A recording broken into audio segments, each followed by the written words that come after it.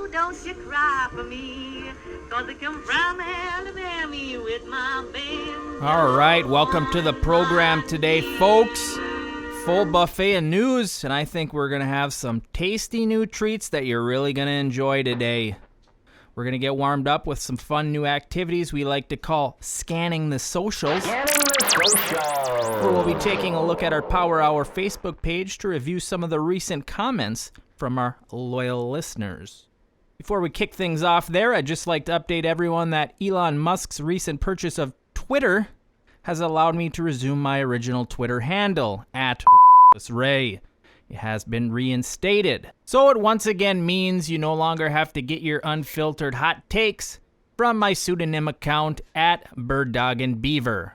Yeah, that's right, Mitt Romney, not the only one that can go incognito, Mr. Pierre Delecto. Fun fact out there, soy grande papa for my chicas south of the border. That's a really disgusting Twitter handle, Ray. It's like it's your life's mission to just be the most off-putting person. Also, the most contradictory. I thought you were anti-immigration. Did you hear the words I used, Kelly?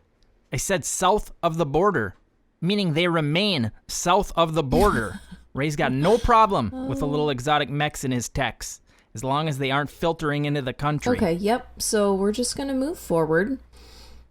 Oh, I don't want to know the answer to this question, but I'm going to ask it nonetheless. If your Twitter will be unfiltered, then what the hell is this? This is Disney style, honey. A watered-down corporate suppressed version of the real Reckless Ray. And I was paying tribute to one of the great cinematic accomplishments of our time, Kelly.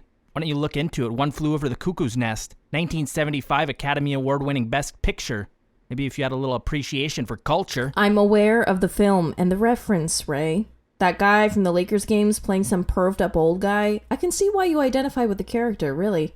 The bigger tragedy, though, is that fast forward 40 years and those same holes in the mental health system are still here today. Why don't we stop to talk about that instead of listening to you rattle on making childish sexual innuendos so you can look cool for your moron Twitter followers? I remember feeling peer pressure, too. I mean, it was back in the first grade, but I can remember. And seeing as you have not really matured since the first grade, that must still be really hard. Okay, guys, you remember the extensive talk we had earlier about staying on task with today's episode for a change? That little drill, counting to 10, maybe even 5, before we interrupt someone? You only say this to me. You won't hear me say this often, folks, but Augie's right.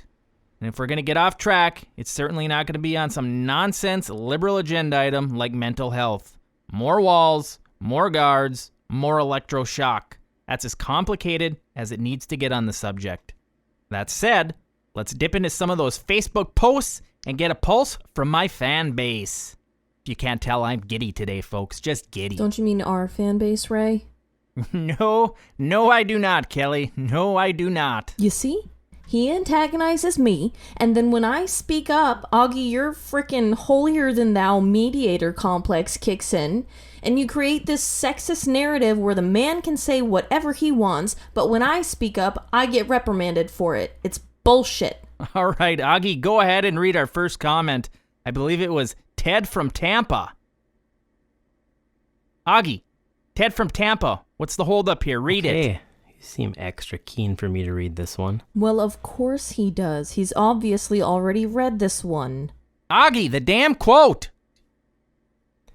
Ted from Tampa writes in, Ray, I just received my special edition Reckless Ray t-shirt.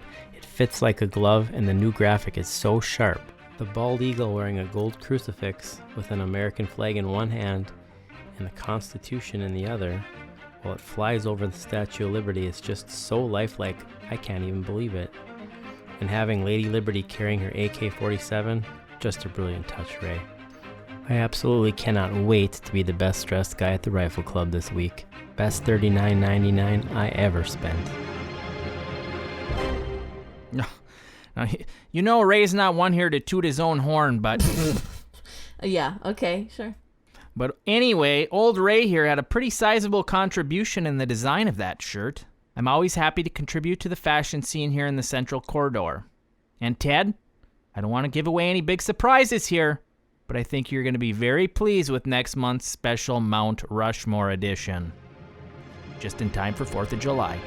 Okay, so your condescending little 10-second countdown is done, Augie, and I'm really tired of listening to Ray talk about his fashion line for the angry white and patriotic demographic, so can we just put a move on it? Unfortunately, while I could talk to that segment of the public all day long, and I do on most days, we have a serious political program to conduct here. So let's move on to our next comment.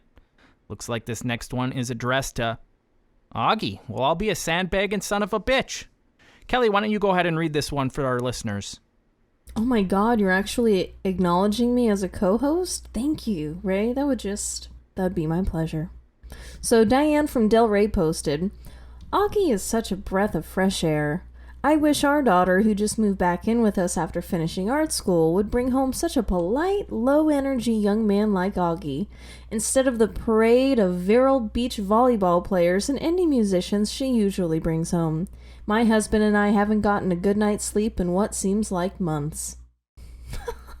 Shelley, first of all, thank you for being a fan of the show. I always appreciate it. And thank you for that very, very vivid description of your cohabitation issues with your daughter. If I may chime in with a bit of medical advice, I would suggest a pair of headphones with one of those Augie-style episodes we ran last month, playing in the background. I've always said that Augie is nature's cure for insomnia, folks. Barring that, inventor Metzen seems to cure most anything, and I think Dr. Oz is currently pushing lycium berries for sleep, weight loss, losing touch with reality, pretty much anything you need.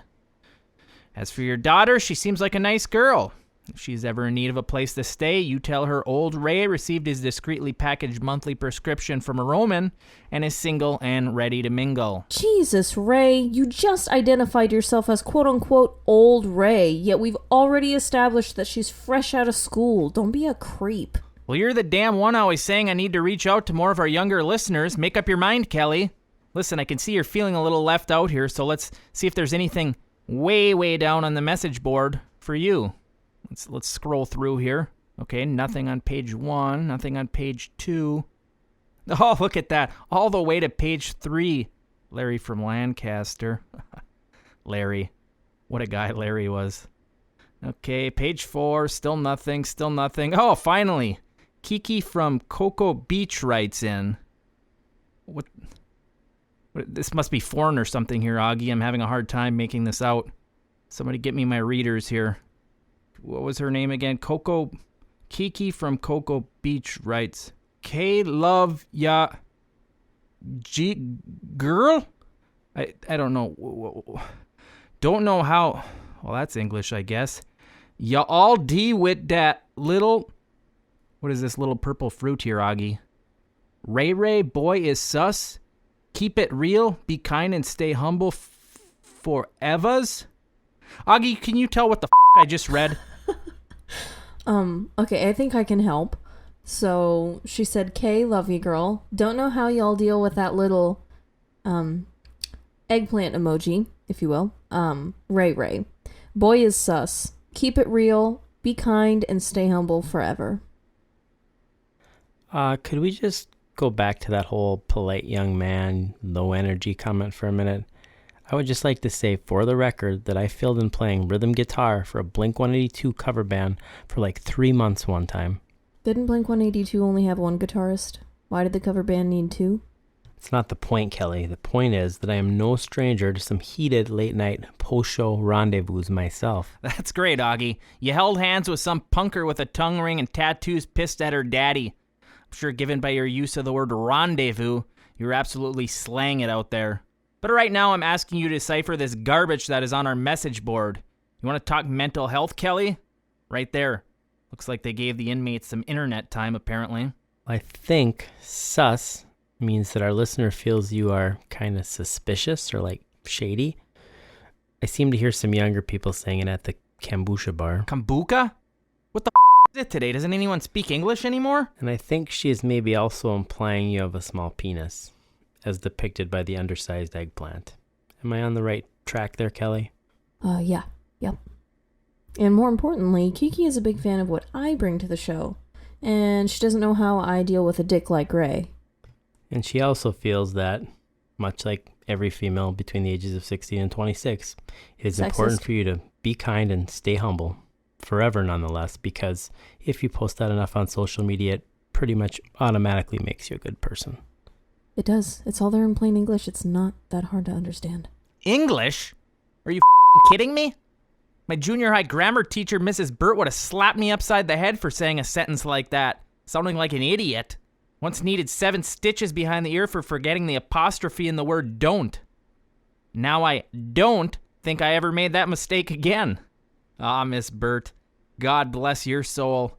Your failing liver and that cerebral hemorrhage took you from us much, much too soon. The world could sure use you now. You'd certainly still have the Oxford comma. So you're saying we need more teachers who hit children? Like, physically assault them? Absolutely. Behavior is controlled by fear and fear alone, Kelly. Go find me a news story on a school shooting before 1962. Oh yeah, that's right.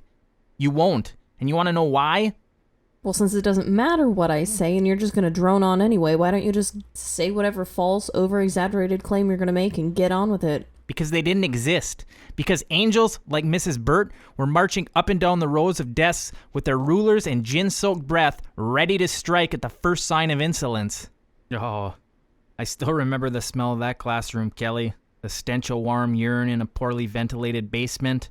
Because we didn't dare find out what would happen if we asked for a bathroom break.